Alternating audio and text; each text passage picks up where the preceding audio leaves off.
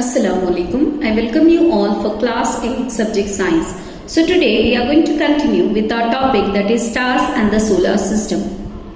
Another interesting character in the sky is the constellation. Okay, what are constellations? The stars forming a group that has a recognizable shape is called a constellation. Means what? It is the stars only, but it form a group of stars with some proper design, that is known as constellation. It will not change its design. Okay, the design stars together forming a group of stars that has a recognizable shape. It will not change its shape is called a constellation. Constellations were devised by ancient people to be able to recognize stars in the sky. The shapes of the constellation resemble objects familiar to those of people. Now here you can see few constellations which resemble. Okay, you can easily identify some constellations in the night sky. For this you should know what a particular constellation looks like and where to look for and for it in the night sky. Okay, what time we have to see and where it will be found. One of the most famous constellation which you can see during summer time in the early part of the night is Ursa Major. This you can see in the figure. This is the Ursa Major.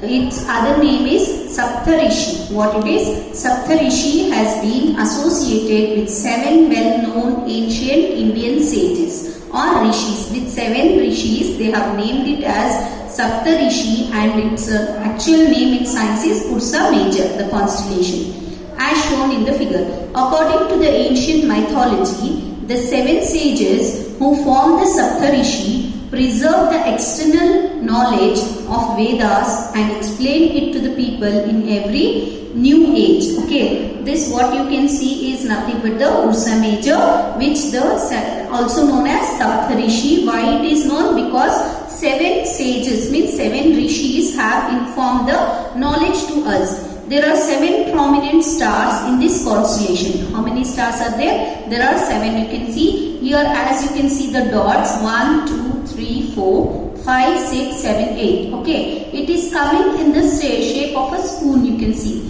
this is a straight line and this makes you bowl, the bowl. Okay, it comes in the shape of a spoon. That is what it is being said here. It appears like a big ladle or a question mark. There are 3 stars in the handle of the ladle and 4 in its bowl. In all ancient cultures, very interesting mythological stories have been associated with the various constellations. So there are different things they have in their own religions. Okay, you can when we can now how to observe that? You will observe that the shape of the constellation remains the same. It will not change its shape. You will also find that the constellation appears to move in the sky from east to west. The movement will be from east to west and the shape will not change at all. That is known as constellations. Now the other constellation. The second constellation we can see here is the Orion. Orion can be seen during winter in the late evenings. Okay, it also has 7 or 8 bright stars. Orion is also called the Hunter. What it is called? The Hunter. The 3 middle stars represent the belt of the Hunter. You can see here these 3 stars representing the belt of the Hunter.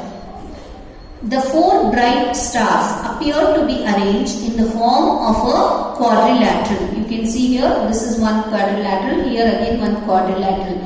2 together, and this is the belt. So it is known as what? The belt, that is called the Hunter also. Okay, form a quadrilateral. The star Sirius, which is the brightest star in the sky, is located close to the Orion. Where it is? This is the Sirius. Okay, this what is Sirius? Sirius is the brightest star in the sky. Okay, what is Sirius? Sirius is the brightest star in the sky, which will be near to this Orion constellation. Clear? Another constellation known as Cassiopeia is another prominent constellation in the northern sky. It is visible during winter in the early part of the night. It looks like a distorted letter W or M. As you can see here in the figure, it looks like a W, or from the other side you can see like a M. Okay, that is nothing but the other constellation. There are many constellations in the sky. Here you can see there are 4 Ursa Majors. Here you can see one, here is the another, here one more, and here one more. Now these all 4 are connected to one star that is known as pole star, okay, in a straight line, okay. Now you may get help from the elders in your family. Look at the 2 stars here, okay. At the end of the Ursa Major, imagine a straight line passing through these stars as shown here, okay. Extend the imaginary line towards the north direction, okay. These lines will lead to a star which is not too bright, okay. This is nothing but the pole star, okay. Now the next here you can see the solar system. The sun and the celestial body which revolve around it form the solar system. Here it is the sun and planets, all the solar system that is revolving around it is known as the solar system. It consists of large number of bodies such as planets, comets, asteroids and meteors. The gravitational attraction between the sun and these objects keep them revolving around it. How they revolve? Because of the gravitational attraction, okay. The gravitational attraction between the sun. How we are here on the earth? Can we fly on without the earth? No. Like earth have the gravitational force and everything falls on the earth, right? When you throw a ball, it comes down to the earth. Why? Because of the gravitational force. Similarly, even here, sun has its own gravitational force. Therefore, the planets and the meteoroids all revolve around the sun. The earth, as you know, also revolves around the sun. It is a member of the solar system. You can see the figure of the earth. The earth, as you know, also revolves around the sun. It is a member of the solar system. What is it? It is a star. No, it is a planet. Okay. There are 7 other planets that revolve around the sun. Earth is a planet. The sun is the nearest star from us. Okay. Why we can say sun? Sun is the nearest star from us. There are many stars, but sun is which is close to us. Okay. So it is known as sun. It is continuously emitting huge amount of heat and light. From where does we get heat and light? From the sun. So sun emits huge amount of heat and light. The sun is the source of almost all energy on the earth. In fact, the sun is the main source of heat and light for all the planets. Not only for the earth, for almost all the planets, the sun gives the source of heat and light. The next is the planets. The planets look like stars, but they do not have light of their own. The difference between planets and the star is that stars are the luminous, means which have their own light. Planets are non-luminous, which do not have the light of their own. Okay, they merely reflect the sunlight that falls on them. The simplest method of identifying planets from star is that stars twinkle whereas planets do not. Also, the planets keep changing their position with respect to the stars. A planet has a definite path in which it revolves around the sun. This path is called an orbit. So as you can see here, this is the sun and these are the planets. It is revolving around it. Okay, this revolving in its own axis is known as its orbit. Okay, Earth has its own orbit. The other planets like Saturn has its own orbit. Okay, all the planets has its own orbit. The time taken by a planet to complete one revolution is called its period of revolution. What is the meaning of revolution? Means when it starts from here, goes up and comes back to the same position. It is known as revolution. One complete revolution. Movement of the planet in its own orbit from making one proper circle is known as revolution. The period of revolution increases as the distance of the planet increases from the sun. Means the near it will be very fast. The Mercury revolution is smaller than the Earth, and Uranus will be more. Okay. So because it has big orbit, the time will be more for the Uranus and time for the Mercury revolution will be small. Understood? As it moves far, the time increases.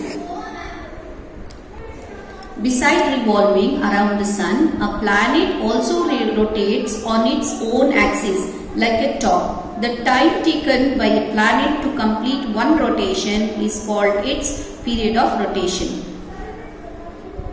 As you can see here the figure of the top, how it will be revolving itself. Okay, this is the rotation. Okay, and here this is the revolution. Rotation is revolving of itself. Rotation is revolving of itself. Revolution means moving from one to another for the other thing. Okay, that is this girl is revolving. That is revolving around this girl. That is revolution. This is rotation. Okay.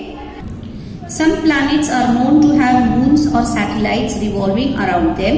Any celestial body revolving around another celestial body is called its satellite. Okay. The Earth can be said to be a satellite of the Sun, though generally we call it the planet of the Sun. Okay. We use the term satellite for the bodies revolving around the planet. Moon is the satellite of the Earth. Which is the satellite of the Earth? Moon. There are many man-made satellites revolving around the Earth. These are called artificial satellites. The natural satellite of the Earth is Moon. The next planet we will see is the Mercury. The planet Mercury is the nearest to the Sun. It is the smallest planet of our solar system because Mercury is very close to the Sun. It is very difficult to observe it as most of the time it is hidden in the glare of the Sun.